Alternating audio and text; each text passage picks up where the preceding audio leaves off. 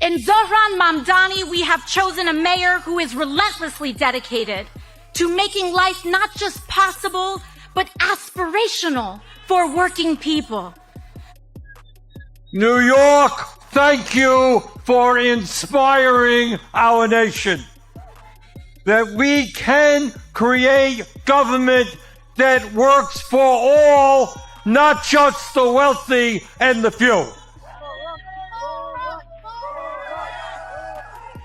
My fellow New Yorkers, today begins a new era.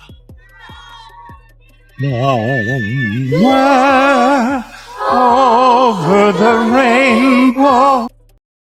Wealthy millionaires, billionaires, and hard-working American citizens have figured out the socialist playbook. And they're voting with their feet.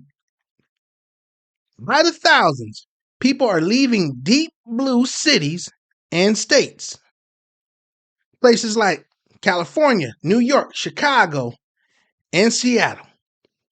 Because of higher taxes, out-of-control crime, and a higher cost of living.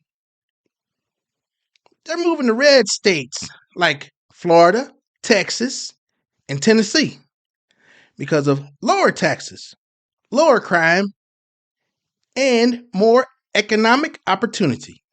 Let's take a closer look at why red is outdoing blue. Here we go.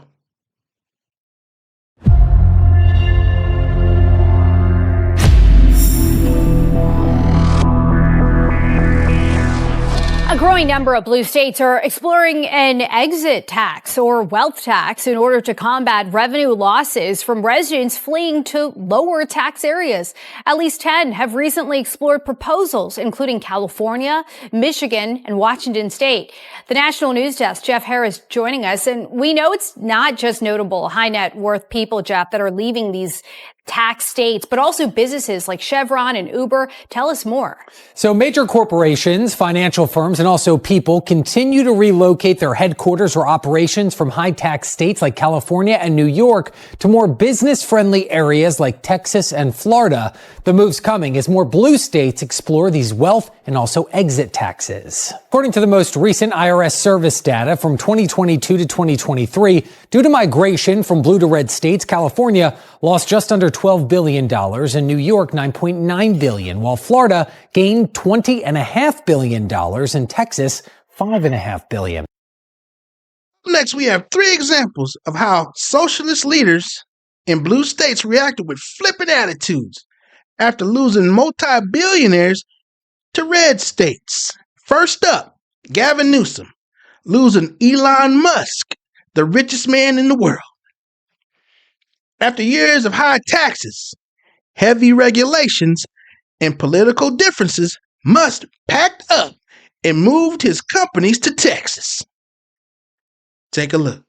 Elon Musk, one of the great disappointments, one of the great innovators of our time. I brought up Edison before.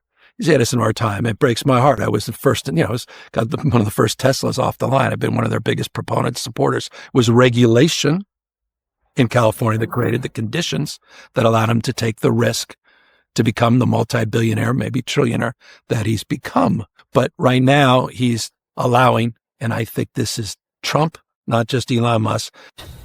Billionaire Elon Musk says he's moving Hawthorne-based SpaceX and the social media company X from California to Texas. Musk making that announcement after Governor Newsom okayed a new law that bans California schools from telling parents if their kid is changing gender identities or sexual orientation.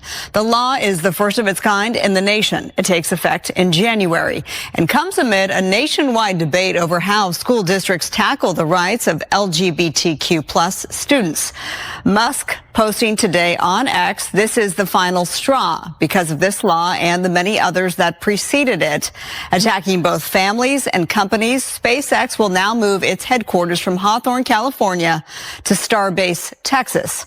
Musk says he warned Newsom about this issue last year, and this is the second politically motivated announcement from Musk in 1 week. Earlier, he endorsed Donald Trump for president and pledged to send about $45 million a month to the Trump campaign.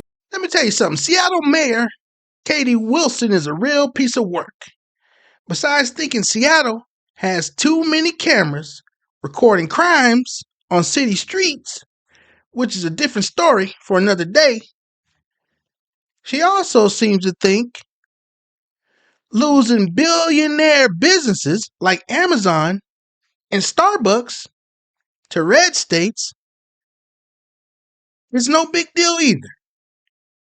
Take a look at this cocky attitude. Watch this. Katie won her race and went straight for the picket line, boycotting one of the biggest companies in her city. While baristas are on strike, the baristas have shared that the best way to show our support is not to buy Starbucks in solidarity. So she's from Seattle and she's against Starbucks. Socialism experiments in blue cities aren't exactly going very well. Take Seattle's new socialist mayor, Katie Wilson, for example. She's got a lengthy list of free things that she would like to hand out, and she's not sorry to rich taxpayers who are fleeing because they and their businesses don't want to have to pay for them. Watch. I think the claims that millionaires are going to leave our state are like super overblown, and if the ones that leave, like, bye.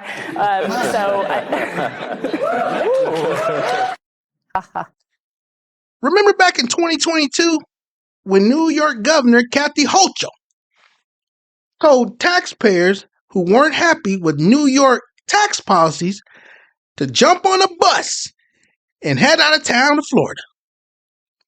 That New York didn't need them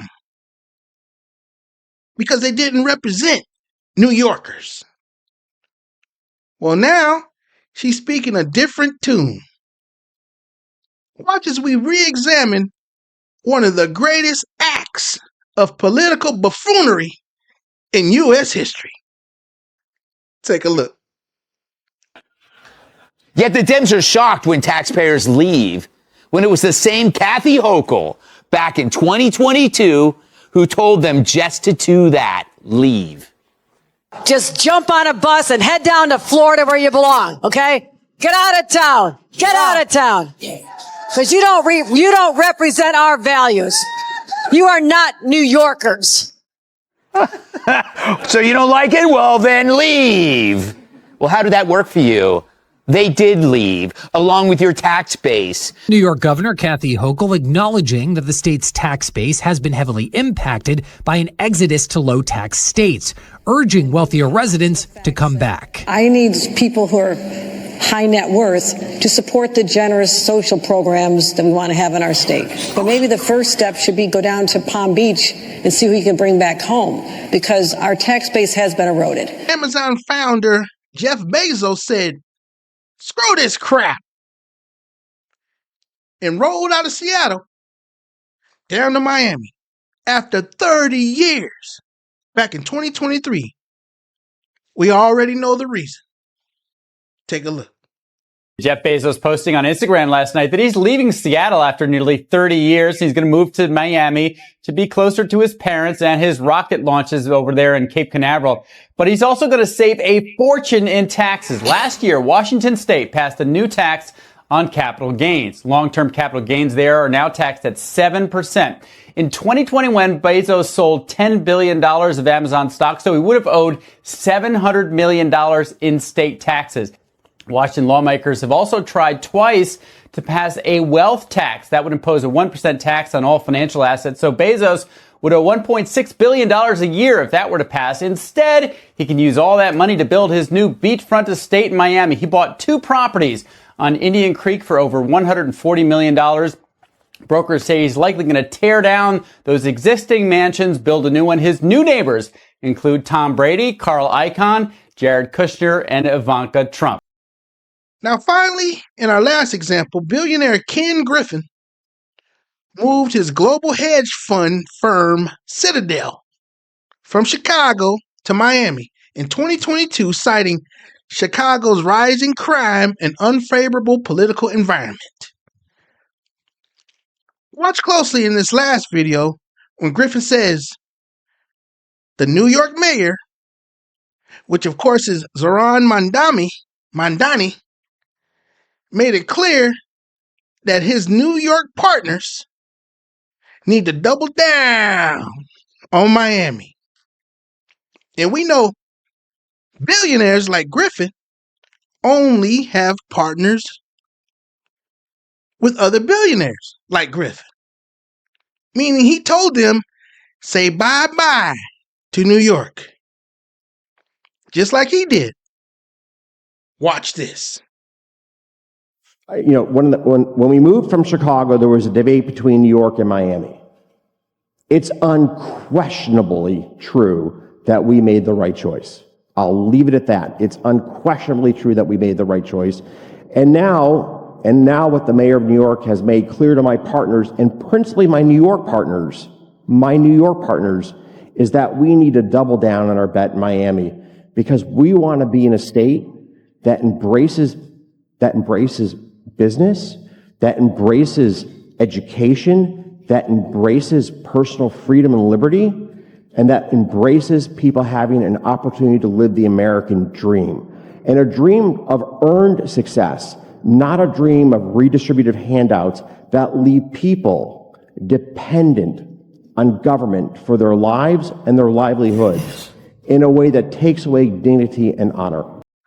It all comes back to these 6 things: state taxes, cost of living, ridiculous regulations, crime, public safety, and political culture.